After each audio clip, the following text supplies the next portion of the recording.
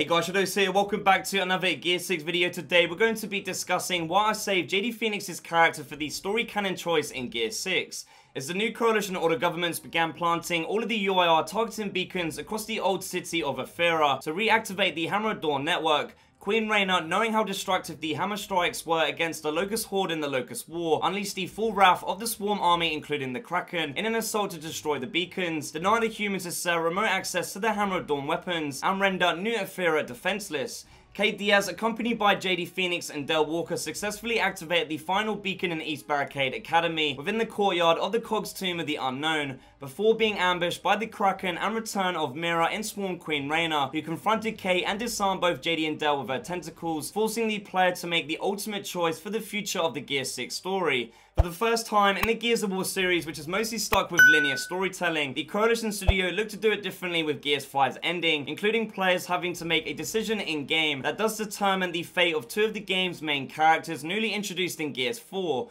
On one hand, we have the son of Marcus Fenix and Anya Stroud in JD Fenix, and the other a close great supporting friend in Del Walker, with Kate able to save herself and, depending on the player's choice, one of her friends by throwing Reyna's old knife at her tentacles, promoting Queen Reyna to murder the other by snapping their neck. Now when it comes to what Gears 5 ending is canon and the story canon choice going into Gear 6, the Coalition Studio is yet to officially announce whether JD Fenix or Del Walker lives, and while the initial Gears 5 campaign storyboards do depict Del Walker being the canon death, with additional cutscenes involving both JD Fenix and Kate Diaz consoling one another over the sudden loss of their close friend, Gears fans are still torn between which character survives, so I wanted to share my reasons for why I saved JD Fenix for my Gear 6 story canon choice. Overall, I do believe it makes the most sense if JD survives the end of the Gears 5 campaign, because not only for the character of course being the son of Marcus Fenix, but also how JD affects the storyline narrative moving forward when it comes to interactions with other characters and the world building in general with the Swarm War just beginning. JD's ending does a lot for the character development of James Dominic Fenix breaking past the tough team leader persona that he usually has, trying to prove that he can fight and lead like his father did in the Locust War, to being a lot more emotional and vulnerable as he looks at Del's cog tags being the last thing that he has to remember his best friend for, with JD being able to evolve from this pivotal moment that will be changing the character's life forever moving forward. JD surviving also has a major impact on Marcus Fenix's character overall, which I think is the most important outcome from Queen Reyna's actions, allowing for a side of both characters that Gears fans have never seen, as for Marcus after losing everyone else around him, including Elaine Fenix disappearing on an expedition into the Hollow doing field research which led to a discovery of the Locust Horde and Lambency before being killed and executed by Queen Mira after being discovered herself by the Locust on her second visit. Carlos Santiago, wounded by UIR machine gun fire and Operation Leveler during the Battle of Aspo Fields, sacrificed himself by detonating a frag grenade, blowing up a bridge to cut off UIR reinforcements.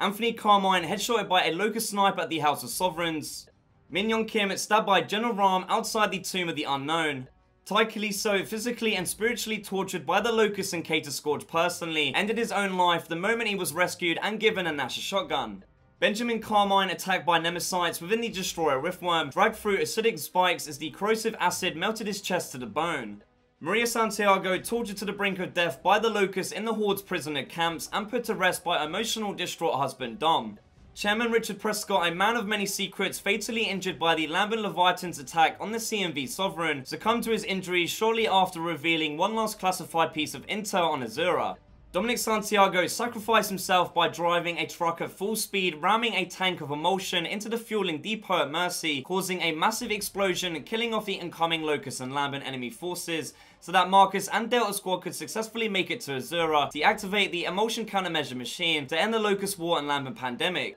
Adam Fenix testing out his emulsion countermeasure weapon theory by injecting himself with the Lambent parasite to see how it developed over its life cycle. His body cells began to break down as he crumbled to ashes alongside the rest of the Lambent from the effects of the ICM pulses. Queen Mira, stabbed to death by Marcus himself to avenge Dom and the billions of humans that were killed in the genocidal planetary war that she brought upon her own kind in humanity's darkest days on planet Sarah. And finally, Anya Stroud, choosing to have another child with Marcus after JD, underwent a second fertility treatment based on First Minister Mina Jin's fertility program, and due to unknown causes, Anya lost her life in the process. Marcus would be able to finally comfort his son in his grief in not only losing his best friend Del, and being able to fully relate whether it's Dom or even Carlos Santiago, but mourn together and discuss the loss of wife and mother in Anya Stroud, giving closure and allowing for further exploration of the father-son relationship between Marcus and JD, continuing on the Fenix legacy. With Del Walker dying at the hands of the Swarm Queen Raina, it further creates character development in the new Delta One squad characters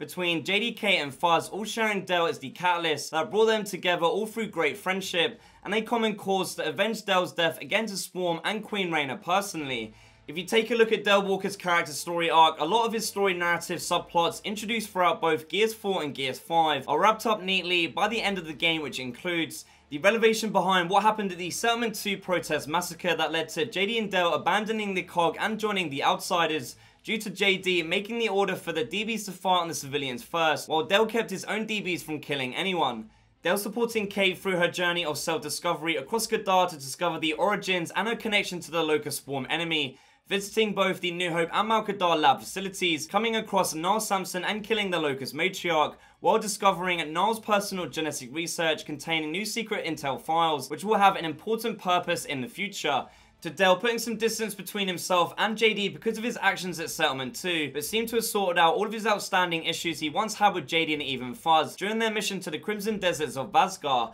meaning that when compared with JD's character story arc with JD Alive, there is so much more potential in this storytelling narrative to further explore several plots, including a version of JD that doesn't stupidly lead into dangerous situations to try and live up to the Fenix name, a version of Marcus who finally doesn't lose another person that's in his life, giving the war veteran a reason to keep fighting on, a potential love interest between JD Fenix and Kate Diaz, with the descendants of the Fenix family and Mira's family intertwined forever, as war returns to planet Sarah with humanity and the Locust battling for survival once again. Please make sure to leave me a comment down below telling me what you think. Who did you choose to save in the Gears 5 campaign for the Gears 6 story canon choice, and why? Leave all your reasons below and I will make sure to read every single one. Make sure you are subscribed to the channel if you aren't already. If you do enjoy my Gears of War content and want to see even more videos, there is a playlist on my YouTube channel which contains all of my other Gears 6 videos so far. If you want to support me even further, you can become a YouTube channel member to gain access to emotes, channel badges, and most importantly, early access to all new videos before anyone else.